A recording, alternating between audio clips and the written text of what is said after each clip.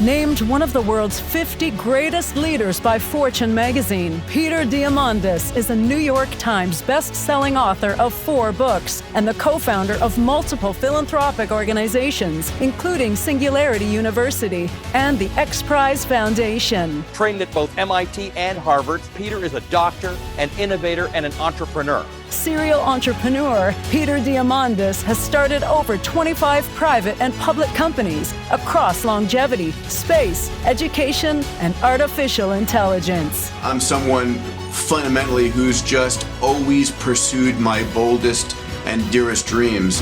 YPO Speaker Series presents Peter Diamandis.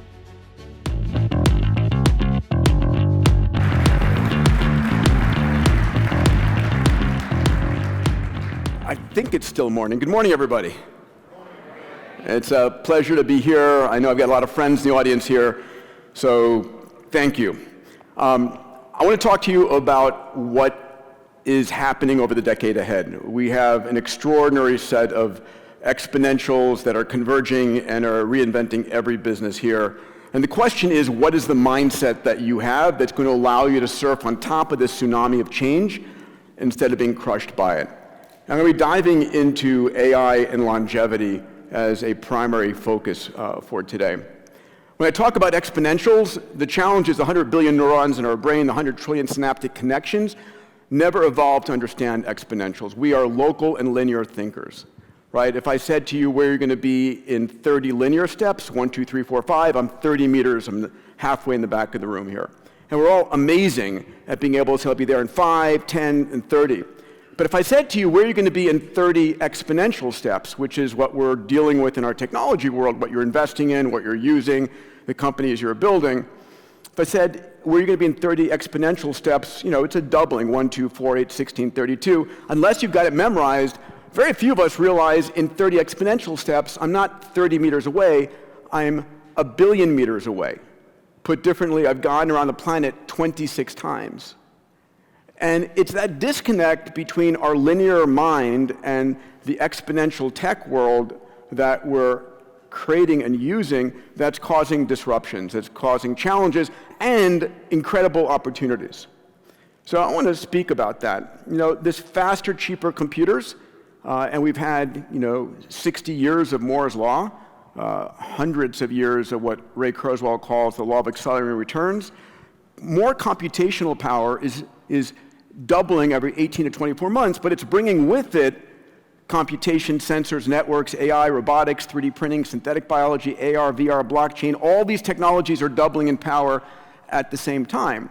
And it used to be, as an entrepreneur, as a business owner, you could use 1 or 2 of these technologies to differentiate yourself against the competition. But the reality is that today, it's the convergence of these, right? 2, 3, 4 of them coming together to reinvent business models and to create new opportunities. And so that's what I study, it's what I write about, that's what I invest in. I've got a $500 million venture fund that invests in these converging technologies as applied to AI and to longevity. And it's where the juice is, it's where the excitement is, it's where business models are changing, which are most important. So I run a private summit every year, Abundance 360. Thank you to Sony Mordecai, who's a friend, who invited, I think, many of you. We had 3,000 YPOers watching for the 4-day summit we do every year in LA. It's Singularity's highest level year-round leadership program. And we also have a partnership with SU and YPO. And over the course of the 4 days, we covered these 5 topics. And what I'd like to do is really focus in on 2 of them, to focus in on AI and longevity in particular, because for me, those are the ones I'm most excited about, and hopefully you are too. Where are they today? What's happened in the last year, and where are they going in the next 2 to 5 years? So let's begin with the AI revolution. So I'll call this part 1. We're hearing about AI all over the place, and hopefully this is both at your family dinner table as well as your boardroom and with your leadership team.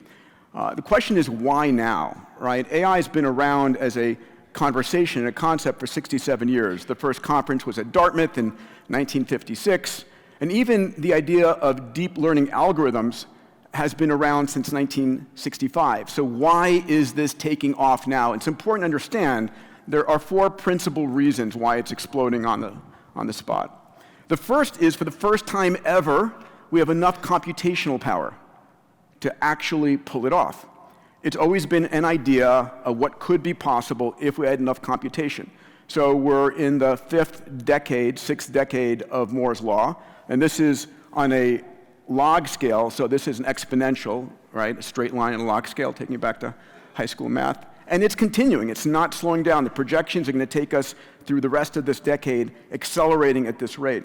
So it's doubling at least every 2 years. That's the first reason. The second reason, equally important, is that the amount of data we have is exploding. The data that is out there is exploding on the order of doubling every 2 years. And it's not just data, it's labeled data. It's everything that we and our kids and our employees have put on Facebook, into Google, on your servers. It's all of it. It's labeled images, it's labeled information, and that is doubling year on year. And that is what's training our large language models, these LLMs. You've heard about OpenAI and ChatGPT and so forth. And it's not slowing down. In fact, we created a new term called a yottabyte, which is going to be coming online. The third reason is that the cost of training these large language models, these algorithms, is plummeting. So in the last 5 years, it's dropped 99.5%. And that just means every dollar is going, 100-fold further. And the fourth reason, which I think is going to be obvious, is the amount of capital flowing in is monumental. Right? This is from 2021, $160 billion annually, and it's increasing year on year. It's the biggest investment being made because the returns are trillion-dollar. We're giving birth to multi-trillion-dollar companies from $0 to trillion-dollar valuations. We've heard of unicorns. We're going to see, I don't know what we're going to call a trillion-dollar startup after a few years, but they are coming. And so those 4 reasons are accelerating. And they're a force that is not slowing down. Sundar Pichai, who I consider a friend, the CEO of Alphabet, put it this way. He said, AI could have more profound implications for humanity than electricity or fire, and I believe that's fundamentally true. Elon put it a little edgier. He said companies are going to have to race to build AI, or they'll be made uncompetitive. Essentially, if your competitor is racing to build AI, they will crush you. I put it a little bit differently, but I still think relevant for everyone here, that there are going to be 2 kinds of companies by 2030. Those that are fully utilizing AI and those that are out of business. It's as fundamental as using a mobile phone or the internet or electricity. It's not that you're going to be displaced by AI as a CEO or displaced as a company. You'll be displaced by a company using AI or another individual using AI if you're not. And that's what we're facing, a reinvention of every business model. Where is it going? So let's look further than what we've seen in the last year. What's the next 5 years hold out? Ray Kurzweil, who's my co-founder of Singularity University, I'm the executive founder, Ray's the chancellor. His prediction is, and has been for the last 30 years, he's held to it, and everyone has laughed at him. His prediction is that by 2029, we will have human-level intelligence. And it's extraordinary because people said it's 100 years away, it's never going to happen, and people have been coming closer and closer. And then, Elon, I had dinner with him 2 weeks ago, we had this exact conversation that AI will be vastly smarter than any human and overtake us by 2025. So the question is, this isn't for your kids or for, your whoever, your next company. This is right now. This is right here. This is something that we need to be thinking about. And how do we think about this? How do we incorporate this, right? I mean, at every meeting I have, every Zoom I have, every conference call, I've got ChatGPT open on my computer, and I've got an extra brain helping me, right? I have in every company, I'm on my 26th company right now, every company that I'm actively involved in managing as CEO or executive chairman, I am bringing in a chief AI officer into that company. And that's not a person who is coding. It's a strategist who sits next to me and advises me and is someone who understands what Hugging Face is, which is the hottest AI platform out there right now that, it's an interesting name. But at the end of the day, what platforms should we be using and experimenting with? Who should we be partnering with? That's what a chief AI officer needs to be. It's your strategist inside your boardroom, inside your executive suite. So recent headlines in the world, 2 months after ChatGPT went live, it passed the US medical licensing exam. Incredible, right? Normally it's 4 years of medical school and 2 years of residency to pass. It passed the bar exam. It passed a Wharton MBA final. Microsoft then invested $10 billion into OpenAI and put it into Teams and revitalized Bing. We saw Google call a red alert. Let's bring back Larry and Sergey and the entire team. And how do we think about this? How do we defend our hegemony in search? Then Alphabet, under Sundar, combined DeepMind and Google Brain to create Bard. Elon just announced Truth GPT. He wants to use AI to identify falsehoods, and I think that's an amazing thing. Intel just revealed a real-time deep fake detector that claims a 96% accuracy. This is going to be an arms race, right, between viral and antiviral fake and deep fake detectors. And then finally, this is interesting, the White House opened the door in a conversation of giving AIs patents. So, fascinating. One of my favorite examples from in my conversation with my Abundance 360 community was a woman who was using ChatGPT to translate patents, because patents are written in this legal, arcane language, said, what does this patent mean? And then got that and said, okay, given these two patents and the business I'm in, how would I use these patents as a new product in my company?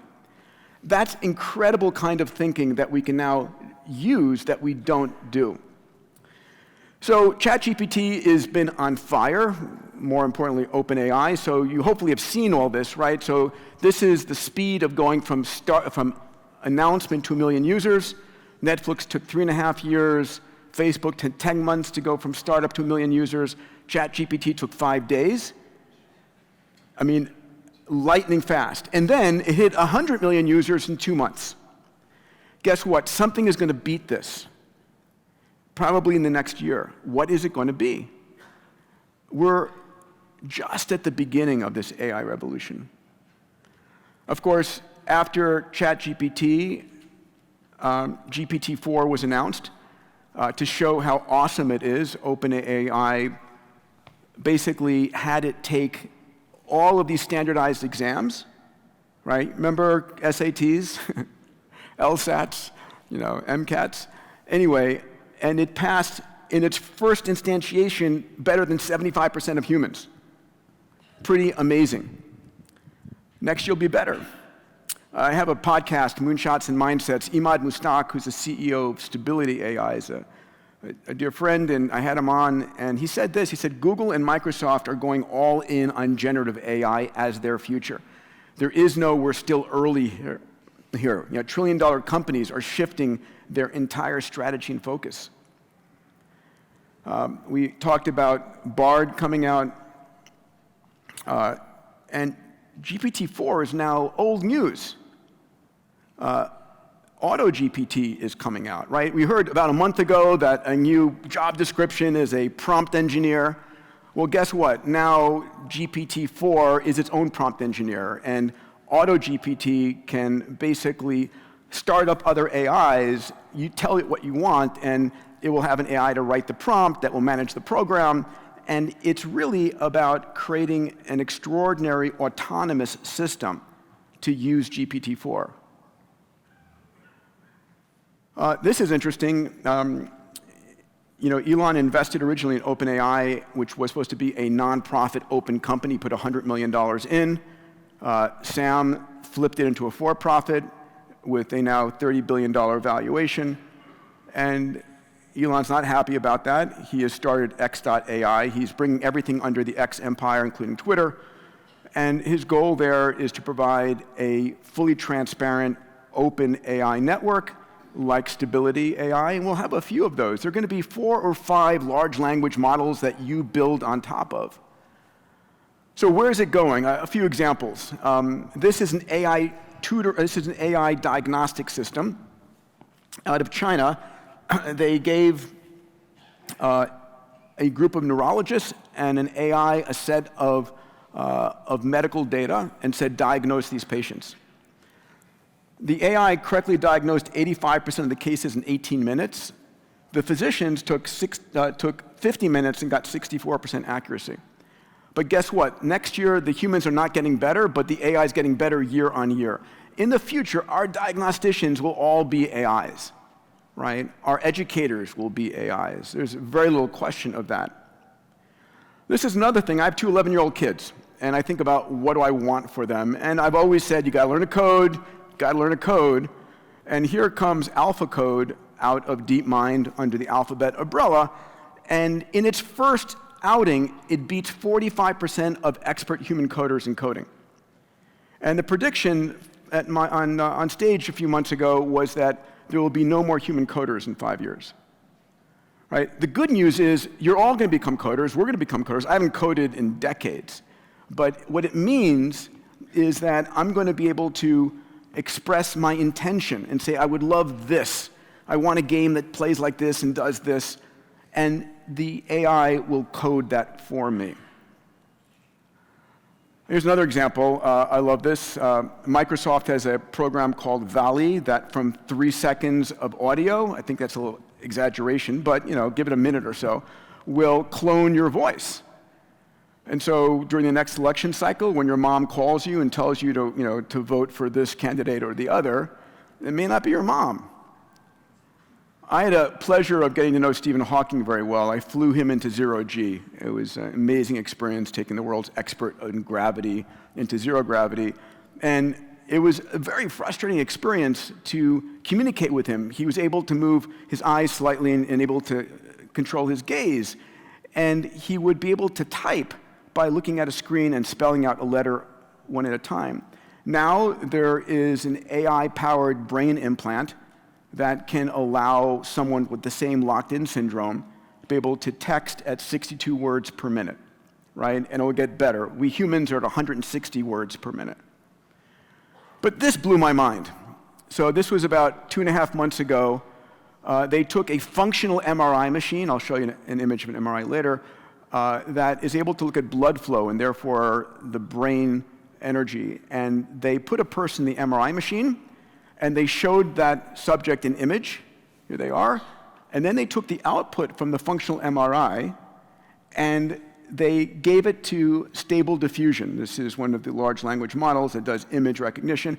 And this is what Stable Diffusion predicted you were looking at based on the MRI data. Right? It is reading your brain, which I think is pretty amazing. All right, humanoid robots are coming. Check this out. We've got robots coming powered by this AI. Right, so this is Atlas.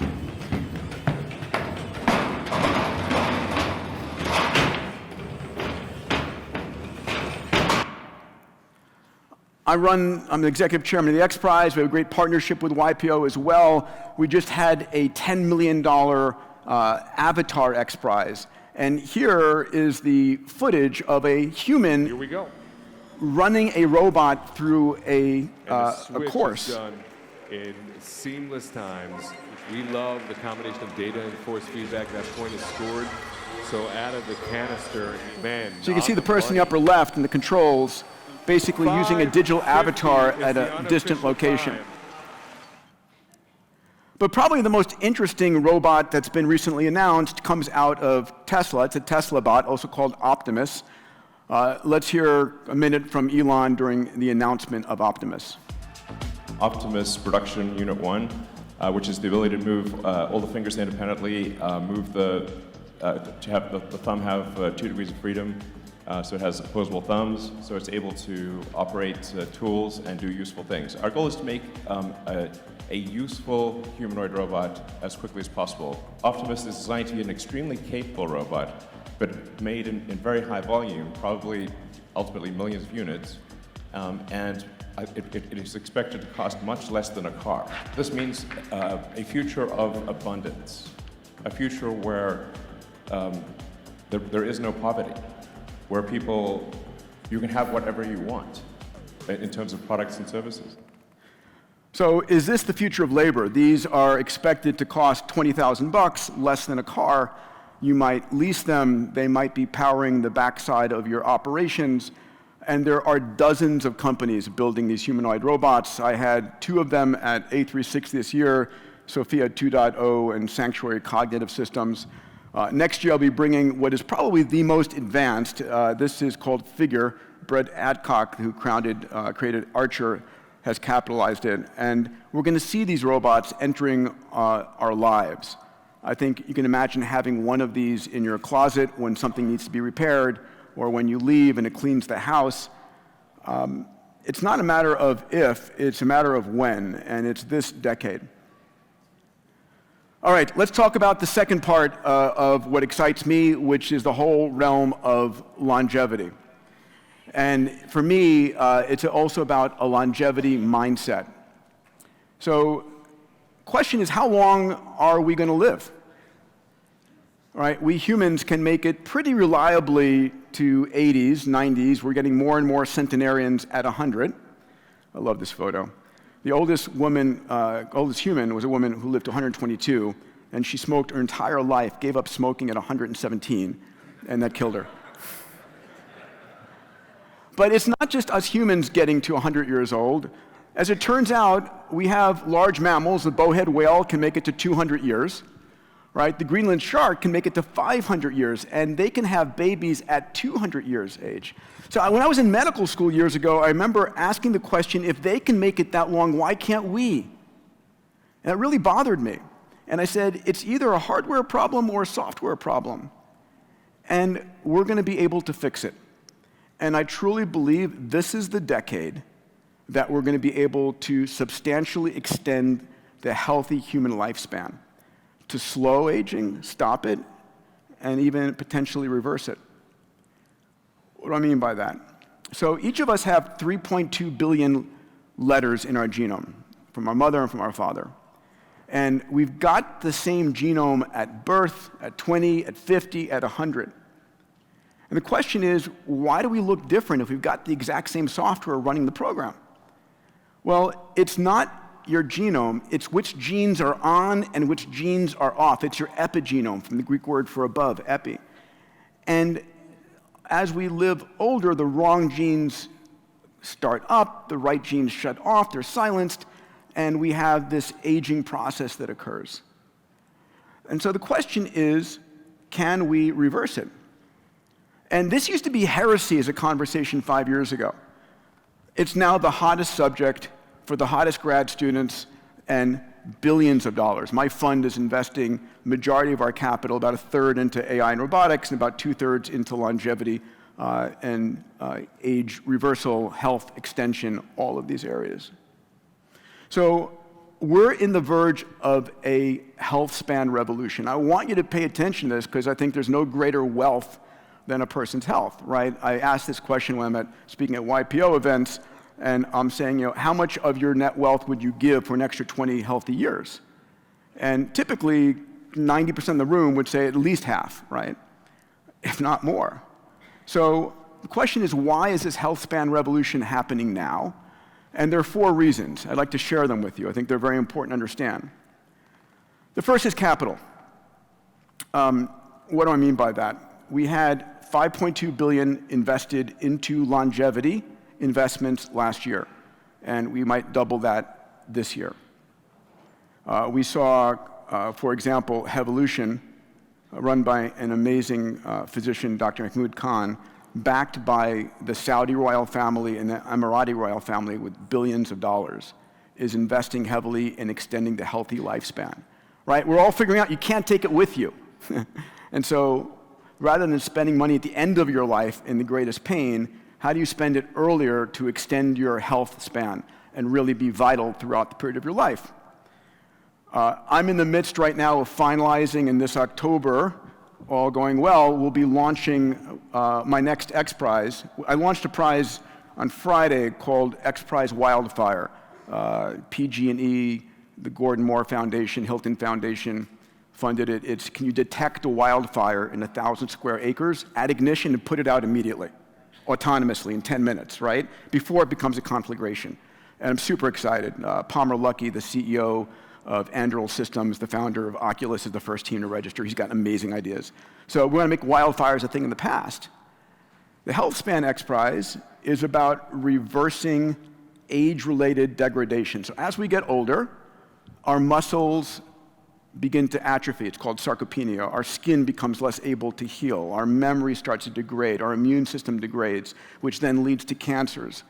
And so this is an X Prize asking teams to reverse the functional ability of your muscles, skin, immune, and cognition by 20 years with a therapy that lasts under a year. And we have incredible backers, and I'm super excited to launch this and to deliver this business. So what I care about more, there's no greater benefit I or anyone can offer our friends, our family, in humanity than extra healthy decades of life.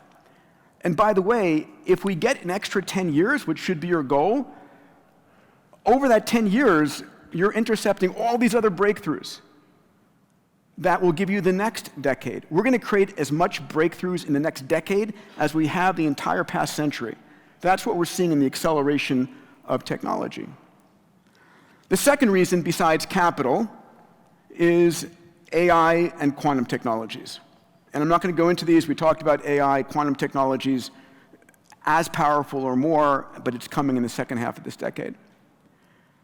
The third area is the biotech revolution. Let me pause and talk a little bit about this. So, when the first human genome got sequenced by the US government, about $3 billion, around 4 or 5 years, then Craig Venter sequenced his genome for $100 million in 9 months. Use that as a reference, $100 million in 9 months. Today, it's not $100 million, it's $200. It's not 9 months, it's 7 hours, right? And it's been moving 5 times faster than Moore's Law. And the ability to do this large-scale genome sequencing is incredible, and it's driving breakthroughs in all areas of medical tech. But equally exciting is CRISPR, the ability to now edit your genome. So 2 amazing women won the Nobel Prize in 2020 for the discovery of CRISPR. And CRISPR is the ability to go into your genome, replace a gene, fix a letter, do whatever it is. If you've had a family genetic ailment for generations, instead of treating it now, you can cure it.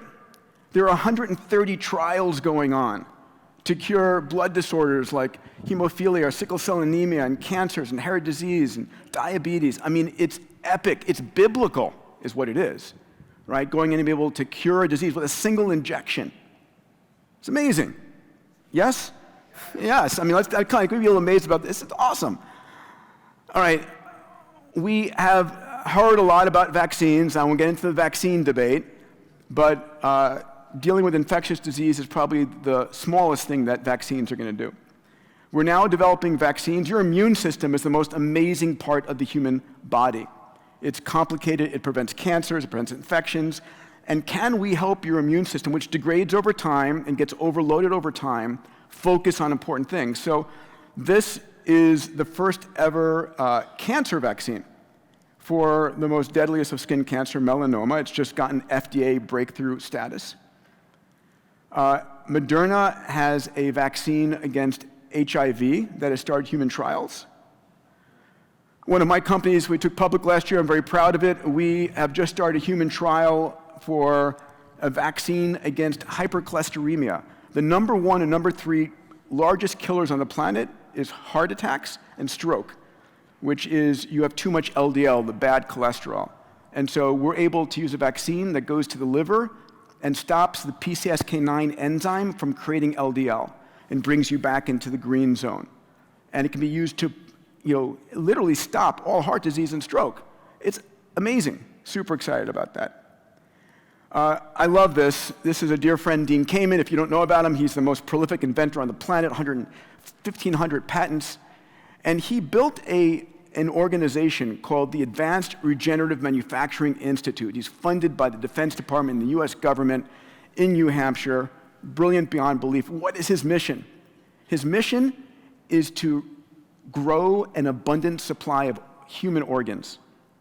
So I want you to imagine taking a skin cell from you and being able to turn that skin cell in what's called a pluripotent stem cell, grow it into the billions or tens of billions of differentiated tissues, and then using this machine, because he's a process engineer, to build an organ.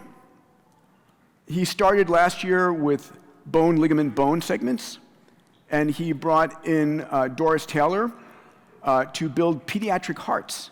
Because where does a baby get a heart transplant if it needs one? Well, their goal is to manufacture pediatric hearts. And by the end of this decade, any organ you need, matched to your genetics. So there's no need to, stop your immune system from attacking it, because it's you. One of my investments, just to share with you what's going on here, and then these are companies. Every year I take a group on a longevity platinum trip, and we go to the top companies, the top scientists, and the top startups as an investment group. And this is one of the companies we saw last year at our longevity platinum trip. It's a company that is basically revitalizing skin by 30 years.